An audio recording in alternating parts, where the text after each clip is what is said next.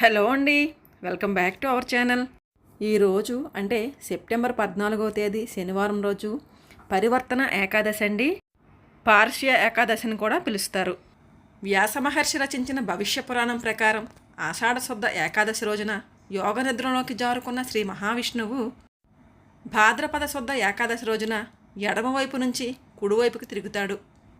ఇలా స్వామి ఒకవైపు నుంచి మరోవైపుకు పరివర్తనం చెందే ఏకాదశి కనుక దీనిని పరివర్తన ఏకాదశి అని అంటారు.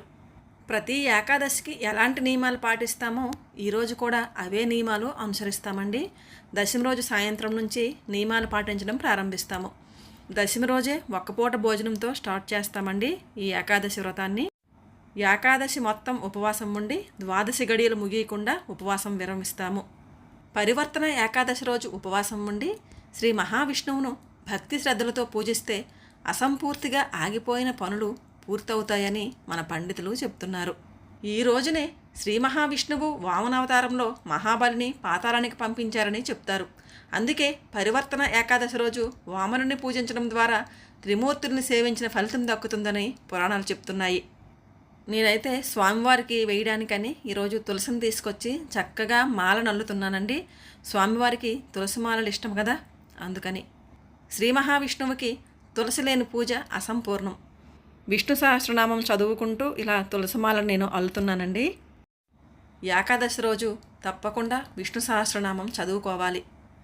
ఉపవాసం విరమించిన తర్వాత ద్వాదశి రోజు దాన ధర్మాలు చేస్తే చాలా పుణ్యఫలం దక్కుతుంది.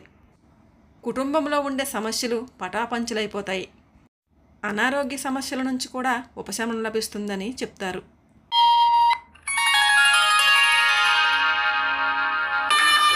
ఏకాదశి రోజు విష్ణుమూర్తికి ఒక్కలనే కాకుండా లక్ష్మీదేవి సహితంగా పూజ చేస్తే చాలా మంచిది.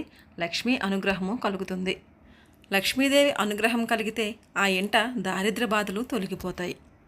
లక్ష్మీపతే నిగమలక్ష్య నిజస్వరూప కామాదిదోష పరిహారిత బోధదాయిన్ దైత్యాదిమర్దన జనార్దన వాసుదేవ శ్రీ వెంకటేశ మమ దేహి కరావలంబం తాపత్రయం హర విభోరపసాన్మురారే సంరక్ష మాం కరుణాయ సరసీరుహాక్ష. అలాగే ఈరోజు శనివారమని ఆంజనేయ స్వామిని కూడా పూజ చేస్తున్నానండి. శ్రీరామచంద్రునికి నమ్మిన బంటు ఆంజనేయ స్వామి.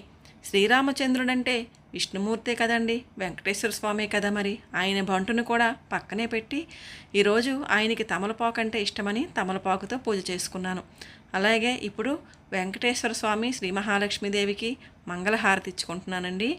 శ్రియ కాంతాయ కళ్యాణ నిధయేధినాం శ్రీ వెంకట నివాసాయ శ్రీనివాసాయ మంగళం.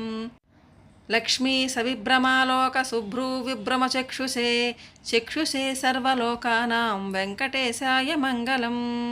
సర్వావయ సౌందర్య సంపద సర్వచేతసాం సదా సమ్మోహనాయస్తు వెంకటేశాయ మంగళం. నిత్యాయ నిరవధ్యాయ సత్యానంద చిదాత్మనే సర్వాంతరాత్మనే శ్రీమద్ వెంకటేశాయ మంగళం. పరస్మై బ్రహ్మణే పూర్ణకామాయ పరమాత్మనే ప్రయుంజే పరతత్వాయ వెంకటేశాయ మంగళం. శ్రీ పద్మావతి సమేత శ్రీ శ్రీనివాస పరబ్రహ్మణే నమః. ఇలా నా ఏకాదశి ఉదయం పూట పూజను ముగించుకున్నానండి. మన అందరి మీద ఆ లక్ష్మీనారాయణుల అనుగ్రహం ఎల్లవేళలా ఉండాలని, అందరూ ఆయురారోగ్య అష్టైశ్వర్యాలతో ఉండాలని మనస్ఫూర్తిగా కోరుకుంటూ ఇంకో మంచి వీడియోతో మళ్ళీ కలుస్తానండి. అంతవరకు బాయ్ అండి.